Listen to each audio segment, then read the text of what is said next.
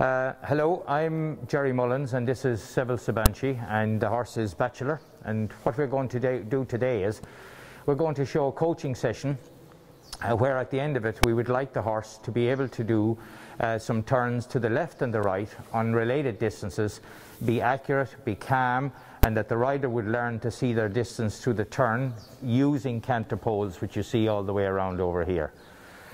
The first part of the exercise will always be that we introduce the exercise to the rider, but even before that we will go and look at the position from the rider and we'll fix it. So if you can park Sevil parallel to the camera.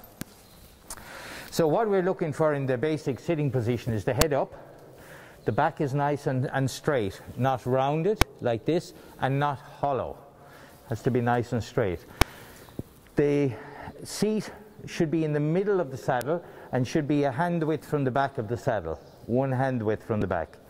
The knee should be deep, the calf should be on the side, the shoulder, the hip and the heel should be in the one line, and the foot position is what you would do normally yourself. If you walk a little bit like this, I shouldn't push you in here like this because you're going to get stiff. So if you walk a little bit like that, then the position is, in general, parallel to the horse's side, but your toe can be a little bit out and that helps to keep your calf in. Hand position is elbow, wrist, mouth, straight line. That's a straight line. The hand is carried the height of the hip and the width of the body. So if you're a wider person, obviously you're going to carry it here. For the young horse you can open reins like this, but for the older horse you've got to keep a contact. The purpose of the coaching is that the rider will learn, so we have to communicate. So it should be two-way communication. Now the next thing we're going to do is the jumping position. So Sevil, if you show me what you regard as the jumping position. Okay, now can you describe how you did that? Well, I just leaned forward to the mouth of the horse and not throw myself, and I still have a slight contact with the saddle.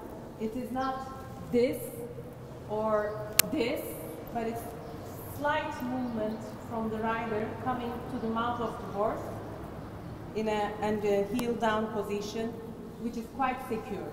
Okay, so at the start of each ride you should check your position either in a mirror like we have here, but at home check it, get somebody else to look and say, yeah, I'm in a good position or not. So can you just show us that again, and we'll just do a quick revision and then we'll start. So we're looking with the head is up is really important. That's one of the cornerstones of the balance. The back is nice and straight, the knee is deep, the seat is not out of the saddle. The calf is on, the weight on the heel. The weight on the heel is there to stop the leg from swinging. The straight line to the mouth, you should have a flexible hand. Can you show what a flexible hand is? That it can move. Yeah. That the elbow shouldn't be stuck or the hands shouldn't be stuck. It should be flexible to the mouth, yeah? And that you should be able to carry yourself on the horse without the use of the reins. Okay, all right, so that's it, that end of it. So now we're going to go on to the exercise. So my first thing is to explain the exercise to the rider.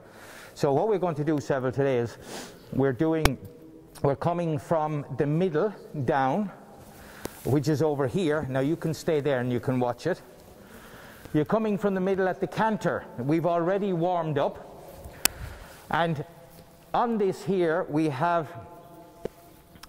a 3-stride distance and a 4-stride distance, and then you will go to the left and that's a 3-stride distance around the turn, 3-stride distance to the next pole, and then we will have 4 strides to 3 strides. All of that is to help you with your eye, to help with the calmness of the horse, and to help the horse to understand how to make a turn in balance.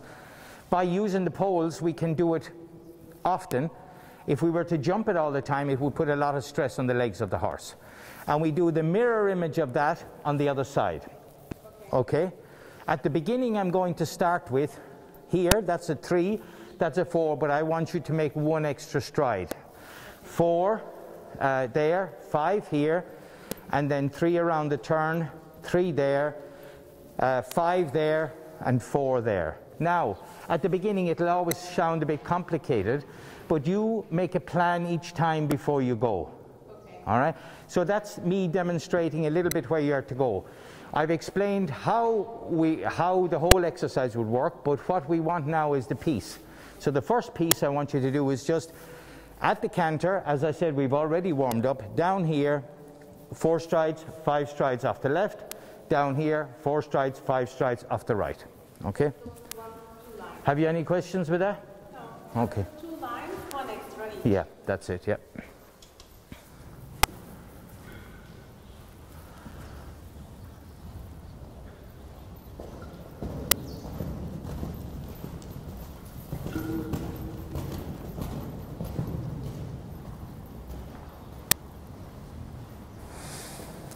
Now you can change across the diagonal and then do that off the right.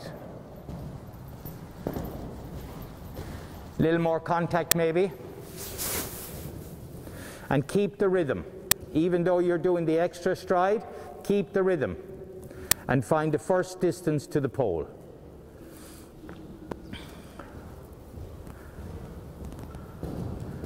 That was a nice distance because the horse did not have to check to do the pole or reach for it. And also there. Good. Now ride him back correctly from the working canter to the collected canter to the working trot to the collected trot to the walk. So bit by bit coming back. Now collect the trot and walk. And we'll just revise that over here and move to the next then. So, what's your feeling about that? Very nice. He's quite obedient. And I did 1 extra without going too deep. Okay. What about, was there anything that you would find difficult with that normally? Well, normally he's very easy, but to do 1 extra, you have to be patient and do it exactly that it doesn't end up being too deep to the fence. If you had a not so good or if you didn't do enough of a warm-up, how would he do that? It would be difficult because we had good warm-up and we opened and closed the stride. Okay. Now it's very adjustable. Okay, so the warm-up is part of the whole thing.